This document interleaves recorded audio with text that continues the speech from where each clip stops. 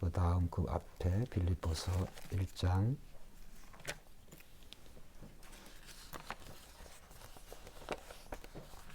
1절부터 11절까지 말씀 교독하겠습니다. 빌립보서 1장 1절로 11절 교독하겠습니다.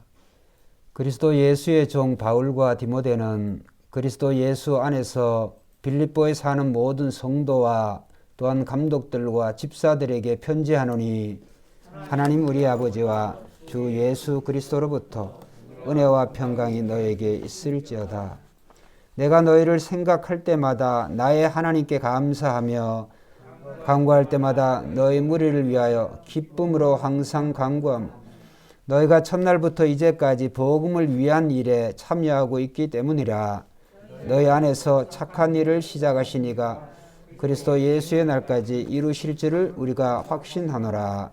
내가 너희 무리를 위하여 이와 같이 생각하는 것이 마땅하니 이는 너희가 내 마음에 있음이며 나의 매임과 복음을 변명함과 확정함에 너희가 다 나와 함께 은혜에 참여한 자가 됨이라. 내가 예수 그리스도의 심장으로 너희 무리를 얼마나 사모하는지 하나님이 내 증인이시라. 내가 기도하노라. 너희 사랑을 지식과 모든 총명으로 점점 더 풍성하게 하사 너희로 지극히 선한 것을 분별하며 또 진실하여 허물 없이 그리스도의 날까지 이루고 같이 봅니다. 예수 그리스도로 말미암아 의의 열매가 가득하여 하나님의 영광과 찬송이 되기를 원하노라. 아멘. 오늘부터 우리는 이 빌립보서 말씀을 이제 묵상하려고 합니다.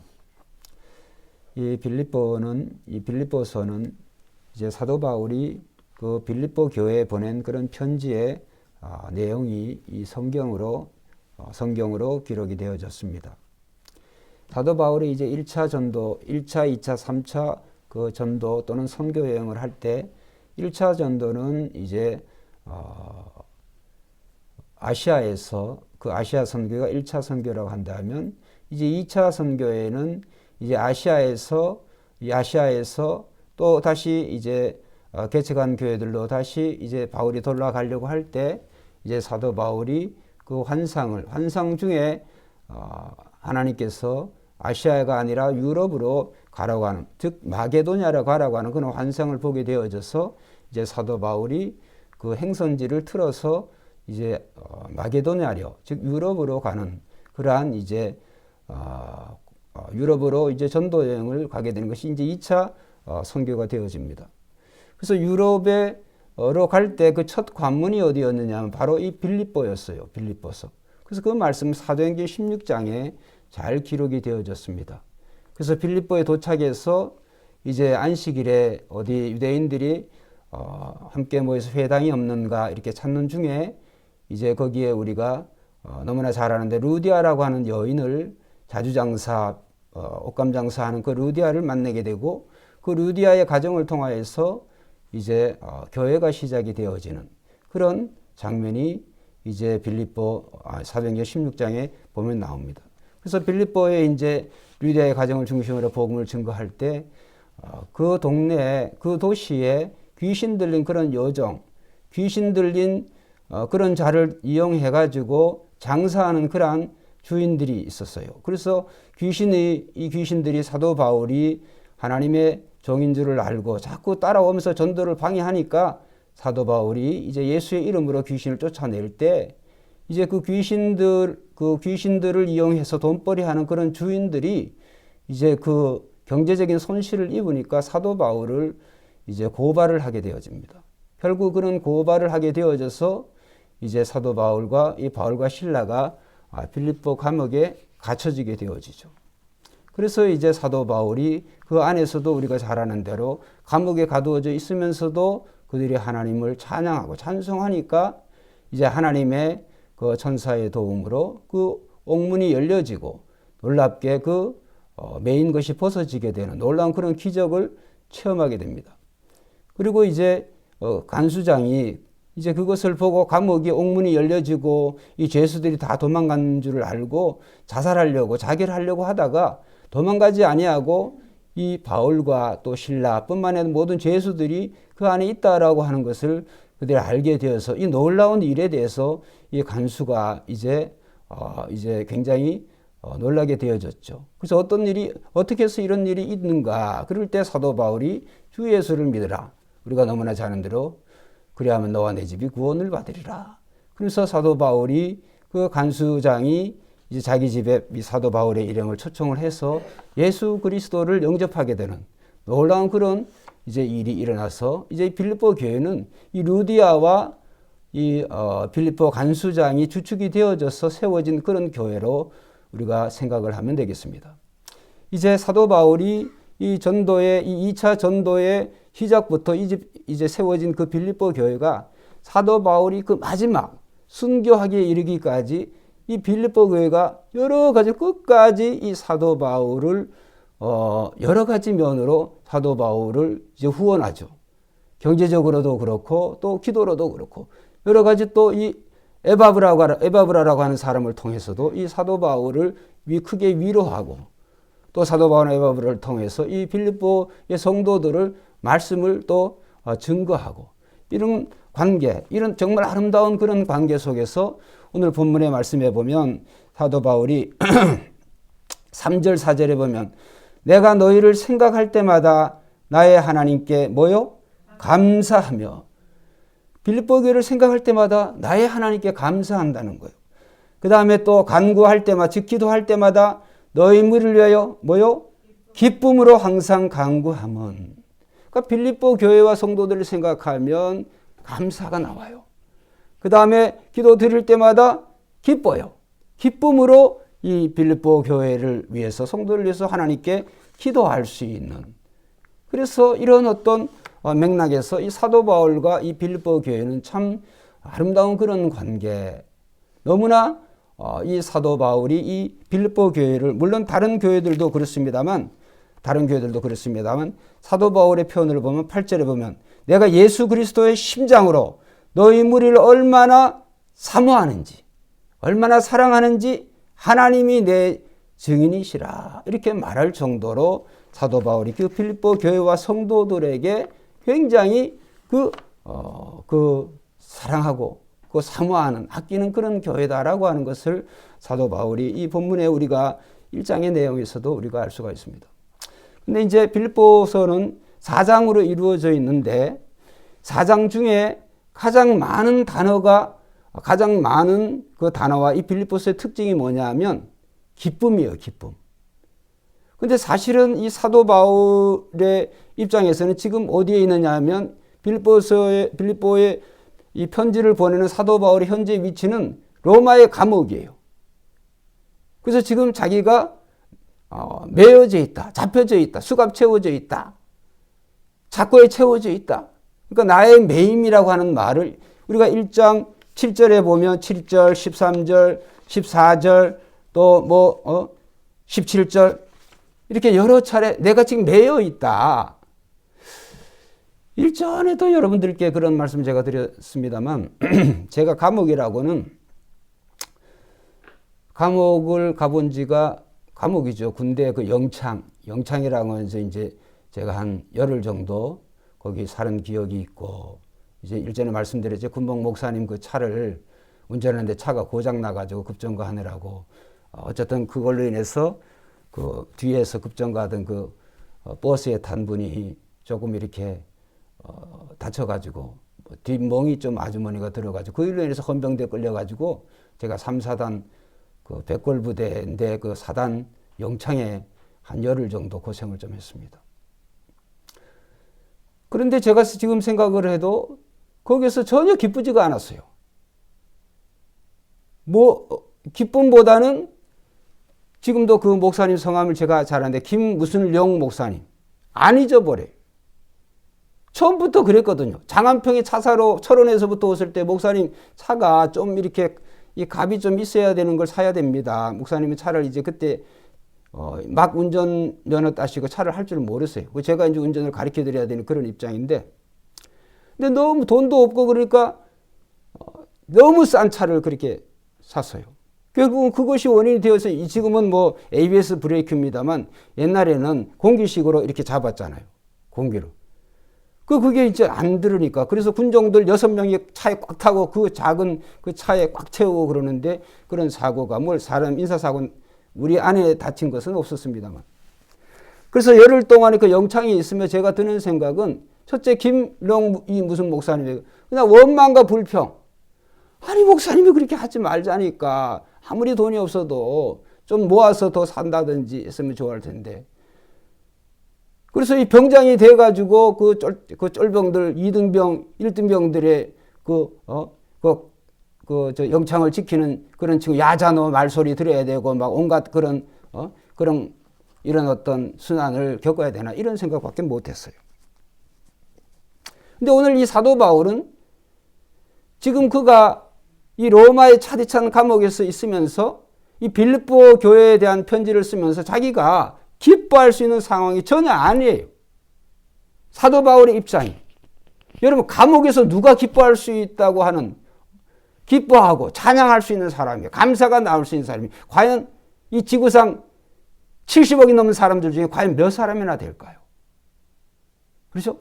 기뻐할 수 없는 상황인데 이 사도 바울은 기뻐하라. 그래서 이 빌립보서의 특징이 기쁨이에요. 기쁨.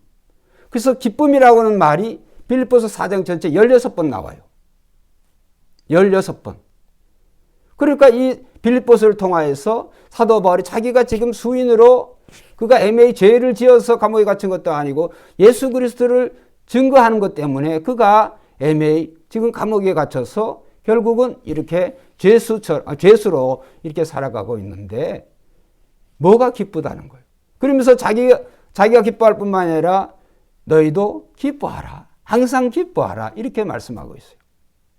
그래서 오늘 설교의 주제를 진정한 기쁨을 누리려면 이런 주제로 말씀을 드리려고요. 진정한 기쁨을 누리려면. 아니 기뻐할 수 없는 상황에 도대체 어떻게 기뻐할 수 있느냐. 그래서 우리는 이런 기쁨도 이런 어떤 기쁨이 진정한 기쁨이냐, 그 기쁨이 어디에서 오는 거냐라고 하는 기쁨의 종류를 먼저 우리는 인식하고 구별할 줄 알아야 돼요. 믿는 자와 믿지 않는 자의 기쁨은 달라야 됩니다. 우리가 예수 믿지 않을 때는 불신자들의 기쁨이 곧 나의 기쁨이었지만 이제 예수 그리스도를 믿고 난 이후에 우리의 기쁨은 달라져야 돼요. 그럼 하나님을 알기 전의 기쁨의 근원은 어디에서 나왔을까? 쾌락이죠. 쾌락. 돈일 수도 있고, 그 다음에 그게 술 좋아하시는 분들은 술일 수도 있고, 게임 좋아하는 분들은 게임일 수도 있고, 또 어떻게 호색이면 호색, 이런 정욕적인 생활은 정욕적인 생활, 그러한 것이 기쁨이 될 수가 있어요. 그 다음에 기쁨은 대부분 내가 좋아하는 어떤 그러한 일들이 잘 되어지면 기뻐요. 근데 내가 원하고 내가 좋아하는 일이 안 되어지면 슬퍼요. 그러니까 이러한 모든 게 상황과 환경과 여건에 따라서 수시로 기쁨과 슬픔이 교차되어지는 거죠. 왔다리 갔다리 되어지는 거예요. 어떨 때는 기뻤다가 어떨 때는 슬펐다가. 그런데 이런 기쁨은 진정한 기쁨이 아니에요. 오늘 사도 바울이 빌립보 교회에 전하는 메시지는 항상 기뻐하라. 내가 이 감옥에 갇혀 있으면서도 그 기뻐할 수 있는 그 이유에 대해서 사도 바울이 오늘 본문을 통해서 힌트를 제공하고 있어요. 오늘 우리가 진정한 기쁨을 누리고 그 진정한 기쁨을 우리가 얻기 위해서는 내가 누구인가라고 하는 나의 신분과 소속을 분명히 알고 있으면 우리는 어떤 상황 속에도 기뻐할 수 있어요. 그래서 사도 바울이 이제 성경 이 11권 또 12권의 성경을 쓰면서 제일 많이 자기 자신과 이 예수 그리스도의 관계를 표현하는데 뭐라고 표현하냐면 예수 그리스도의 종이라고 표현을 해요. 자기 자신을 예수 그리스도의 종이다. 그래서 오늘 1절에도 보면 빌립보서 1장 1절에 보면 그리스도 예수의 종 바울과 디모데는 이렇게 나옵니다. 종과 주인과의 관계. 여러분 우리는 이미 예수 그리스도를 믿고 난 이후에 우리는 예수 그리스도의 핏값으로 사신바 되어지는, 이제 나의 몸이 나의 것이 아니라, 나의 마음이 나의 마음이 아니라, 우리는 주께 나를 위해서 값으로 사신 그 희생의 피를 흘리신 예수 그리스도로 오늘 우리는 우리의 자녀로, 우리의 신분이 바뀌어진 줄로 믿습니다. 우리는 이제는 더 이상 옛사람의 그런 모습, 세상 사람들의 모습처럼 살아가면 안 돼요. 너희가 그리스도 안에 있으니 새로운 피조물이라. 너희는 값으로 산 것이 되었으니 내 것이라고 그랬어요.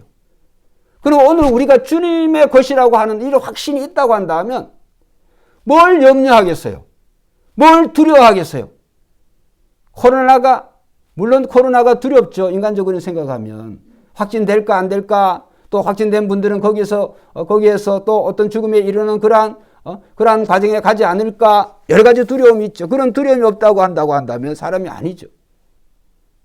그래도 불구하고 그런 두려움 그 이상의 우리는 내 존재의 근원이 나는 예수 그리스도의 종이다.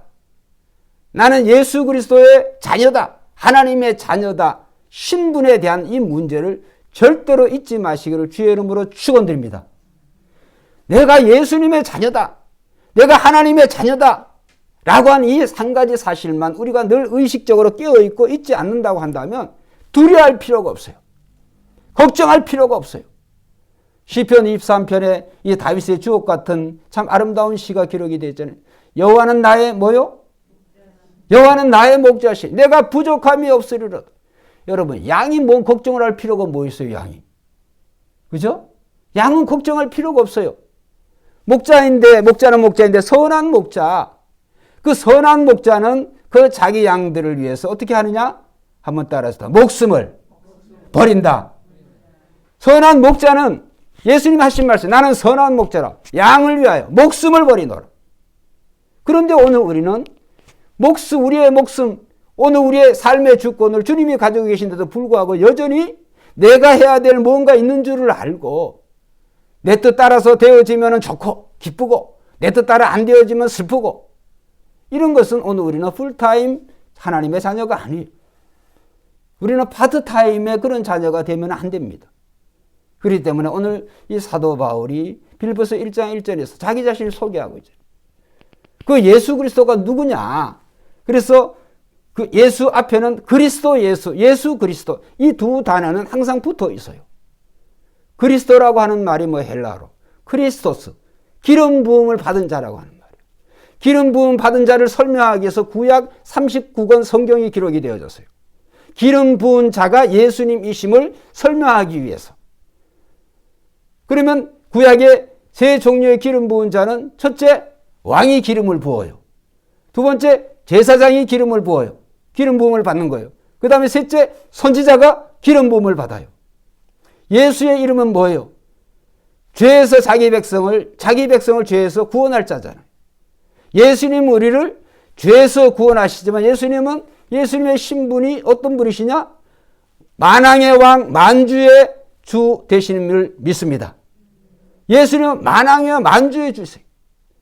그 다음에 예수님께서는 오늘의 대제사장으로서 인간 대제사장, 아론의 후손 대제사장은 자기 자신을 위해서도 제사를 드려야 되고 백성을 위해서도 제사를 드려야 되고 드리는 제사 제물도 불완전되어지지만 예수 그리스도 우리의 대제사장, 하늘의 대제사장, 완전한 대제사장 예수 그리스도 자기 자신, 흠없는 자기 자신을 온전히 완전히 완벽한 제물로 하나님께 자신을 드리심으로 말미암아 그분의 피값을, 그분의 드리신 그 희생의 피값으로 오늘 우리는 하나님 앞에 드려진 바 되어진, 값으로 산 바 되어진 하나님의 자녀, 새로운 피조물이 된 줄로 믿습니다. 그래서 우리는 예수님이 만왕의 왕 만주여 되시고 예수님이 대제사장이 되어주셔서 지금 이 순간에도 내가 짓고 있는 죄, 내 마음속으로 짓고 있는 죄, 또 이런 과거의 죄, 이런 모든 죄까지 예수 그리스도의 이름으로 우리가 아뢰기만 하면, 회개하기만 하면 하나님의 우편에서 하나님께서 이 우리의 중보자 되신 예수 그리스도 모든 죄를 대속해 주는 일을 지금도 하고 계신 줄로 믿습니다. 희망이 있는 거예요. 그 다음에 그 예수 그리스도 오늘 말씀으로 이 선지자가 제일 선지자가 히브리어로 나비잖아요. 나비라고 하는 하나님의 입이에요. 참 선지자는 하나님이 하신 말씀을 그대로 가감하지 않은 그대로 증거하는 선지자가 참 선지자예요. 가짜 선지자는, 거짓 선지자는 하나님의 말씀을 더하기도 하고 빼기도 한 거, 그건 가짜 선지자예요. 근데 예수님은 세상에 오셔서 예수님은 항상 그 마음에 기쁨으로 가득 찬 줄로 믿습니다. 예수님이 왜 기쁨으로 가득 찰까요? 예수님도 똑같아요.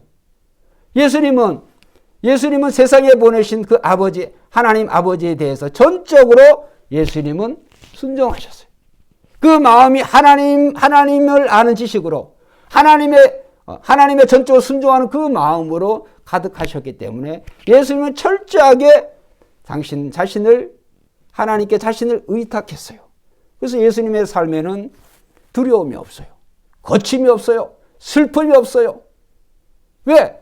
예수님 자신이 그 하나님의 뜻에 마치 오늘 우리가 사도 바울처럼 하나님의 종인 것을, 예수 그리스도의 종인 것을 우리가 확신한다고 한다면 두려움이 없어요. 할렐루야. 자, 찾아보겠습니다. 요한복음 4장. 우리가 다 알고 있는 그런 말씀인데,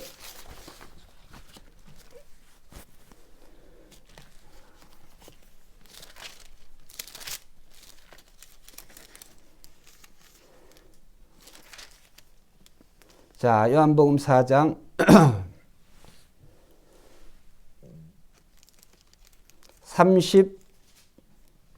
30절부터 36절까지 우리 교독하겠습니다. 30절부터 교독합니다. 그들이 동네에서 나와, 그들은 제자들이죠. 동네에서 나와 예수께로 오더라. 그 사이에 제자들이 청하여 랍비여 잡수소서. 이르시되 내게는 너희가 알지 못하는 먹을 양식이 있느니라. 서로 말하되 누가 잡수실 것을 갖다 드렸는가 하니 예수께서 이르시되 나의 양식은 나를 보내신 이의 뜻을 행하며 그의 일을 어떻게 해요? 온전히 이루는 것이니라. 너희는 넉 달이 지나야 추수할 때가 이르겠다 하지 아니하느냐. 그러나 나는 너희에게 이르노니 너희 눈을 들어 밭을 보라. 희어져 추수하게 되었도다. 거두는 자가 이미 삭슬 받고, 제자를 얘기하는 거예요. 영생에 이르는 열매를 모으나니 이는 뿌리는 자와, 예수님이죠. 뿌리는 자와 거두는 자가 함께 즐거워하게 하려 함이라. 거기까지 보겠습니다. 자, 여기 보면 예수님께서 이 사마리아 우물가의 여인을 만나면서 그 만나는 사이에 제자들이 예수님께 또 자신들이 먹을 거를 좀 준비하려고 수가성 마을로 내려간 거예요. 그 사이에 우물가의 여인과 이 수가성 사마리아 여인과 예수님 대화가 일어나잖아요. 대화가 일어나는 중에 제자들은 먹을 걸 챙겨가지고 온 거예요. 챙겨서 온 것을 보니까 이제 제자들이 가지고 온 걸 예수님, 선생님 잡수세요. 그러니까 예수님께서 그들이 준비한 양식을 잡수실 생각은 안 하고 이르시되 내게는 너희가 알지 못하는 먹을 양식이 있느니라. 이러신 말씀을 하는 거예요. 여러분, 제자들이 예수님 먹을 것을 챙겼을 갈 정도면 상당히 예수님의 그 전도팀이 상당히 그 배가 고픈 그런 입장이었다.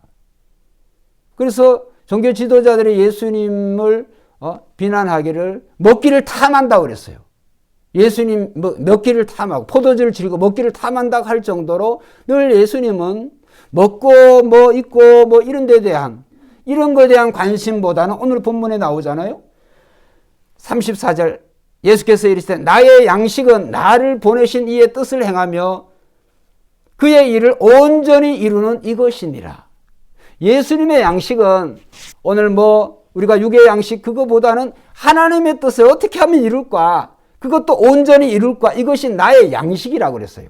할렐루야. 이런 예수님이 무슨 두려움이 있겠어요? 이런 두려움이 뭘 슬퍼를 하겠어요? 예수님에게는 두려움이 없어요. 그 말씀은 우리가 사랑 안에는 두려움이 없다고 그랬어요. 할렐루야. 예수님의 마음이 사랑이잖아요. 그 사랑의 마음은 두려움이 없어요. 사랑이 없으니까, 사랑이 부족하니까 두려움이 있어요.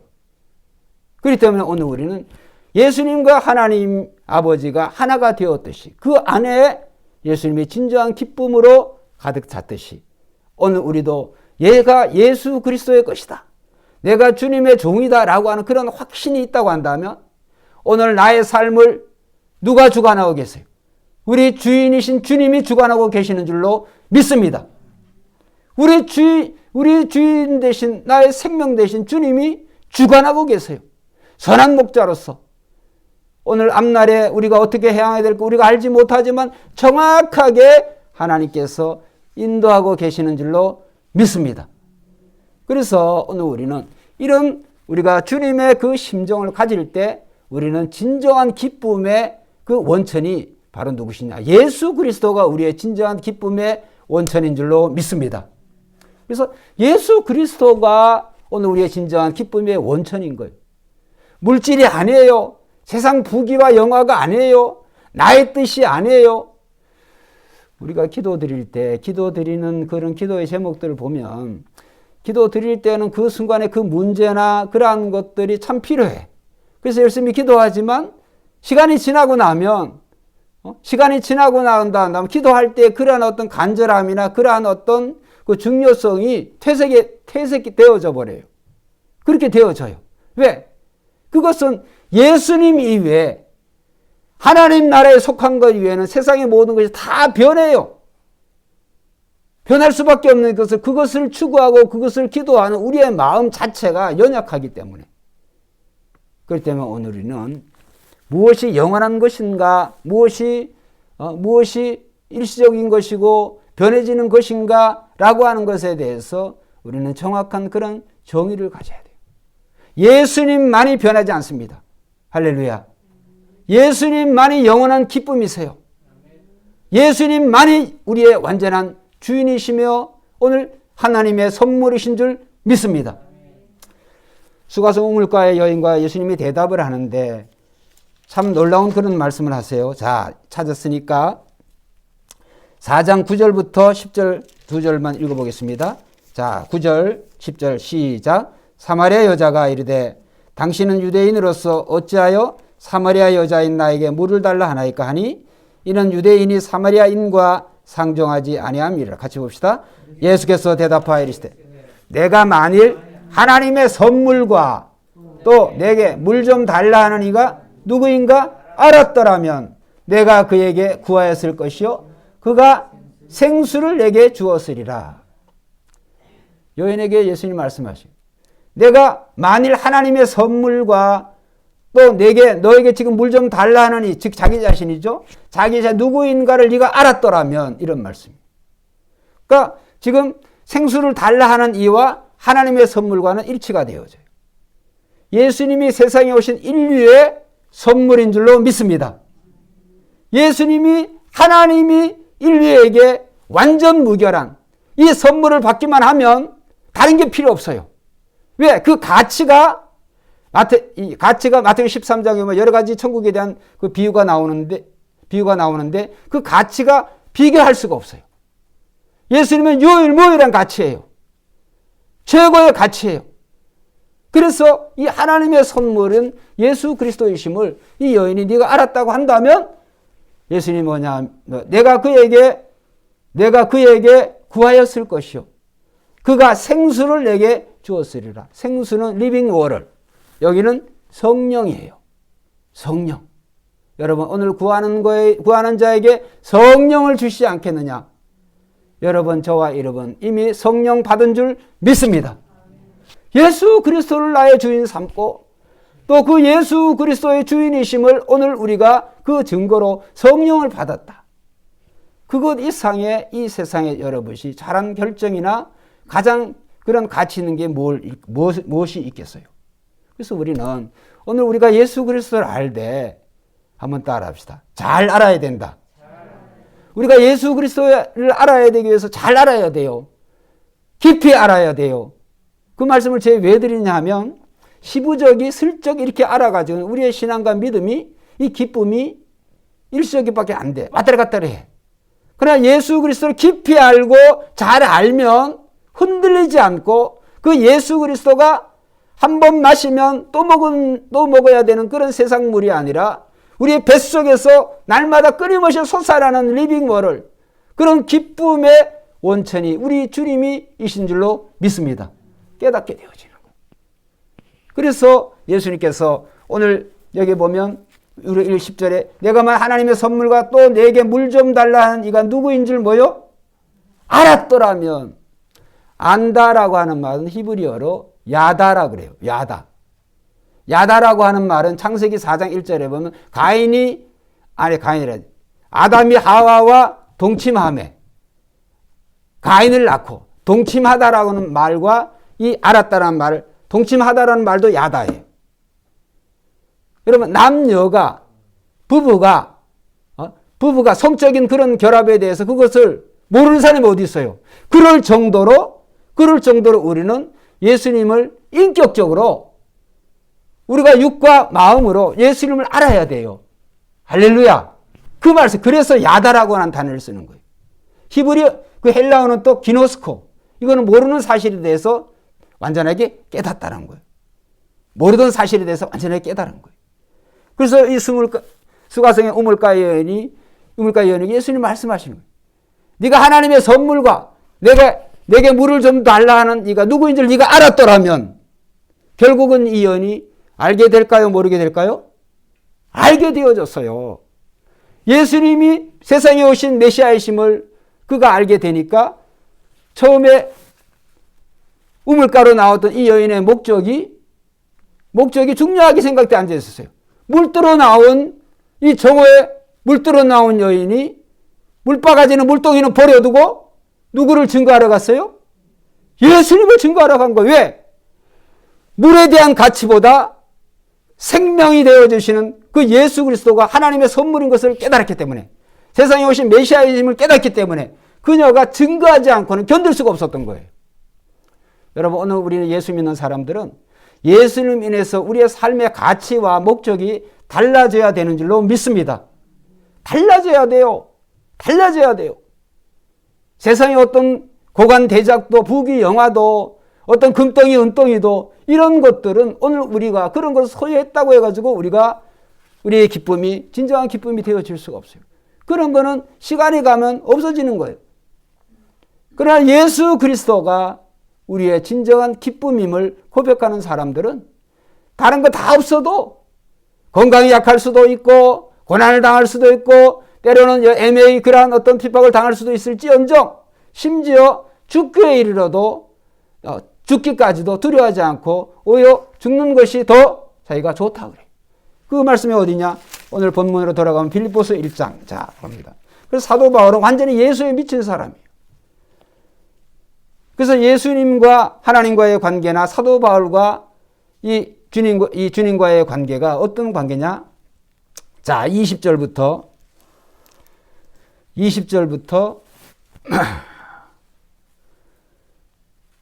21절 두 절 빌립보서 1장 20절 21절 같이 읽어봅시다. 시작. 나의 간절한 기대와 소망을 따라 아무 일에든지 부끄러워하지 아니하고 지금도 전과 같이 온전히 담대하여 살든지 죽든지 내 몸에서 그리스도가 존귀하게 되려 하려 하나니 이는 내게 사는 것이 그리스도니 죽는 것도 유익함이라. 할렐루야. 감동이 되잖아요. 두려움이 와요. 이 사도 바울 같은 이런 고백에 이런 심정으로 우리가 살아가야 되는데 세상 살다 보니까 세상 사람들의 그런 가치에 휩쓸려 가지고 그렇죠? 예수보다도 더 중요한 것이 없어야 되는데 없는데 사실 그런데 우리는 예수 그리스도 위에도 여러 많은 그런 주를 섬기고 살아가고 있지 않느냐. 여러분 복음 선가에도 기도할 수 있는데 그 다음 왜? 걱정하십니다. 걱정할 필요가 없어요. 우리가 기도 드리면 우리의 주인 되신 주님이 알아서 주님의 방법, 주님의 모양으로 주님의 때에 분명하게 주실 줄로 믿습니다. 그렇잖아요? 우리가 주의 이름으로 우리가 구하면 그것이 우리의 육신의 정욕을 위해서 구하는 것이 아니라고 한다면 틀림없이 주님이 주님의 방법과 때의 모습으로 주어요. 실망할 필요가 없어요. 여러분 실망은 주님이 우리에게 응답하지 않으실 때 실망하는 것이 주님은 반드시 자녀의 기도를 응답하실 줄로 믿습니다. 어느 부모가 자식이 고기를 달라고 하는데 뱀을 줄 자식이 어디 있으며 떡을 달라 그러는데 돌을 줄 그런 부모가 어디 있냐. 이렇게 예수님이 말씀하셨죠. 하물며 천부께서 밤낮 부르짖는 자들의 기도를 자녀들의 기도를 들어주시지 않겠느냐. 할렐루야. 여러분, 우리는 걱정할 필요가 없어요. 찬송 불렀잖아요. 주 안에 있는 나에게 딴 근심이 있으라. 그래서 찬송을 이 예배 시간 처음에 부른 거예요. 주 안에 있는 나에게 딴 근심이 있으라. 우리가 주님 안에 있다라고 하는 이 사실에 대해서 절대로 잊지 마시기를 주의 이름으로 축원드립니다. 우리는 주님의 것이라고 한 사실에 대해서 잊지 마시기를 주님의 이름으로 축원드립니다. 우리는 주님의 것이에요. 나의 모든 최고의 보물은 예수 그리스도죠. 난 하나님의 종이다. 여러분, 종이 걱정할 필요가 없어요. 주인이 다 알아서 할 거니까. 다소 내 뜻대로 되어지지 않더라도. 그래서 예수님께서 이 말씀하신 거예요. 누구든지 또는 아무든지 나를 따라오거든 뭐를 부인하고? 자기 자신을 부인하고 자기 십자가를 지고 나를 따라올 것이다. 나를 따라오고 자기 십자가를 지고 나를 따르시니라. 그 말씀을 이렇게 직접 전하요. 그 앞에 누구든지 나를 따라오거든 자기 자신을 부인하고. 여러분, 우리 자신을 부인하지 않고 주님을 따라가기가 힘들어요. 그래서 우리 자신을 부인해야 돼요. 우리 자신을 부인한다고 하는 것은 내 뜻대로 살아가는 세상의 삶을 얘기하는 거예요. 내 뜻대로 살아가는 세상의 삶이라고 하는 내가 삶의 주인이 되어서 살아가는 삶을 얘기하는 거예요. 그래서 우리는 내 삶의 주인은 더 이상 내가 아니에요. 오늘 우리의 삶의 주인은 그리스도로 바뀌어졌어요. 그래서 사도 바울은 내게 사는 것이 그리스도니 죽는 것도 유익함이라. 얼마나 놀라운 고백이에요. 살든지 죽든지 내 몸에서 그리스도가 존귀하게 되려 하려 하나니. 사도 바울은 내가 살든지 죽든지 이게 상관이 없어. 오직 그리스도가 존귀하게 되어진다고 한다면. 지금은 없는데, 지금은 뭐 코닥 회사가 지금도 있는지 모르겠습니다. 카메라, 옛날에 필름, 우리 부모님 세대는 다 알지 모르지. 자녀들은 그런 건 모르죠. 필름 넣어가지고 사진 찍는 거. 코닥 필름 참 유명했죠. 그 코닥 회사 사장이 그 돈을 아주 떼돈을 버는 모양. 근데 그게 말년이 어떻게 된지 알아요? 자살했어요, 자살. 그렇게 돈 많이 벌어서 자살해서 죽었어요. 독일의 유명한 철학자이자 문학자인 니체. 그 니체가 정말 신 앞에 그때 당시에 이 기독교의 그 하나님, 물론 하나님 부정하는 것은 아니겠지만 어쨌든 그 하나님을 믿는 자들의 교회의 이러한 모습들이 타락되어지니까 세상의 삶의 책임적인 인간의 책임적인 삶을 살지 아니하고 책임적인 삶을 살지 아니하고 이 세상을 부정하고 또 이 내세에 대한 그러한 것만 추구하고 살아가는 그러한 어떻게 보면 인간이 신 앞에 너무나 책임 없는 존재로 살아가. 그래서 니체가 신은 죽었다 이런 표현을 했죠. 그래서 니체가 강조한 것은 초인 사상이에요. 초인이라고 하는 말은 인간을 초월한 어떤 초인이 되는 게 아니라 신과 같은 그러한 의식을 가지고 자기 자신이 신이라는 거예요. 자기 자신이 책임 있는 존재로서 살아가야 된다는 거예요. 누가 해주기를 바라지 말고. 니체는 어떻게 됐을까요? 사상은 훌륭한 것 같은데 40세를 넘기지 못하고 정신병자가 되어서 불행하게 죽었어요. 여러분, 우리가 하나님 앞에 오늘 우리는 우리 자신이 아무리 인간의 책임성을 강조하고 인간의 과학과 이 문명을 정말 신이 되어서 발전시키지만 오늘날 이 결과를 보세요. 우리가 사는 이 세상을 보세요. 코로나가 왜 왔어요? 물론 여러 가지 원인이 있습니다만 인간은 하나님 떠난 인간의 생각은 결국은 죄의 결과는 죽음이고 사망이에요. 자기만 죽는 게 아니라 인류를 죽게 하는 거예요. 근데 예수님은 어떻게 오셨어요? 예수님은 자기 자신의 뜻대로 살아가지 아니하고 자기를 보내신 이의 뜻대로 사시니까 오늘 이 기독교는, 이 복음의 진리는 이 시대 어떤 시대를 지난다 할지라도 이 복음의 역사는 더욱더 강력하게 살아나는 줄로 믿습니다. 다른 거예요. 다른 거예요. 그래서 우리는 하나님 떠난 인간, 신존재를 부정하는 인간은 인간이 아무리 노력하고 열심히 교육을 발전시키고 선하게 살려고 하고 책임 있는 존재로 살아간다고 할지라도 한번 따라합시다. 그럴 능력이 없다. 인간 스스로 그럴 능력이 없어요. 니체가 그걸 몰랐어. 인간은 책임 있는 존재로 마치 신 없어도 인간이 신과 같은 어떤 그런 존재가 되어서 한 사람 한 사람이 책임 있는 존재로 살아가면 좋겠죠. 그거는 이 세상 멸망할 때까지 안 돼요. 그거는 한 사람 한 사람이 나 다르고 너 다르고 오늘의 나도 내가 생각하고 있는 내가 여러분 지금의 나와 5분 후에 나가 같을 것 같습니까? 다릅니다. 시시각각 변하는 인간이 뭘 믿는다는 거예요. 우리가 무슨 하나님 떠나서 무슨 인간의 자율이라고 하는 게 하나님 떠난 인간의 자율이라고 하는 것은 그것은 멸망이에요. 멸망. 어떻게 할 수 있느냐? 아담과 하와를 보면 답이 딱 나오잖아요. 아담과 하와가 하나님께 정해주신 질서와 법칙이 있어요. 그 질서와 법칙 아래서 인간의 자유가 행복을 느끼는 거예요. 행복을 추구할 수 있어요. 그러나 그 질서와 법칙을 어길 때 인간은 멸망하게 되어 있어요. 하지 말라고 하면 하지 말아야 되는데 하지 말라고 하는 것만 골라서 하죠. 인간들은 그래요. 왜? 하나님의 법칙을 순종하지 않으니까. 여러분, 오늘 우리는 하나님을 떠날 수 있는 그런 피조물은 아무도 없어요.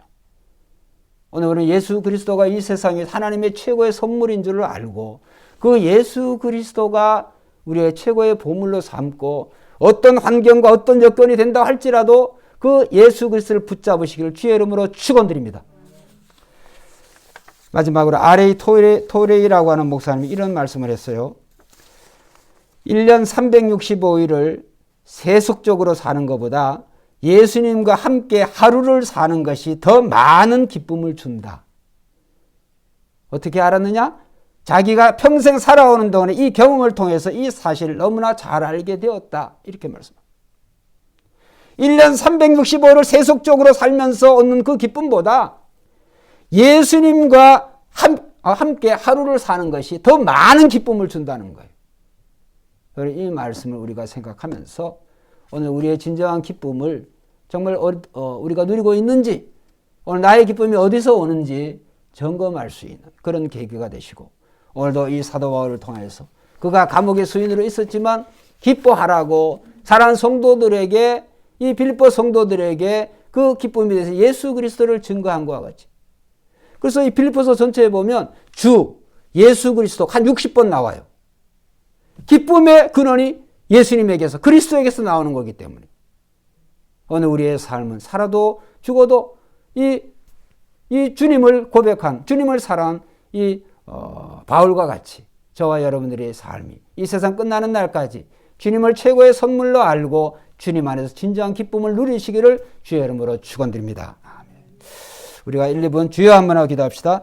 주여 하나님 아버지 감사합니다. 오늘도 이렇게 코로나의 상황 속에서 이제 금요 예배로 하나님 앞에 이 예배를 드리고 있습니다. 하나님 사도 바울을 통해서 우리가 이제 일희일비하고 살아가고 있는데 우리의 진정한 기쁨이 무엇인지를 다시 한번 생각해 보면서 하나님 사도 바울이 아버지 죄수로 있었지만 감옥에 있었지만 수인으로 있었지만 그가 기뻐할 수 있었던 것은 예수 그리스도가 자신의 주인이 되심을 하나님 자신은 그 주인의 종임을 그가 고백하고 있지 않았습니다.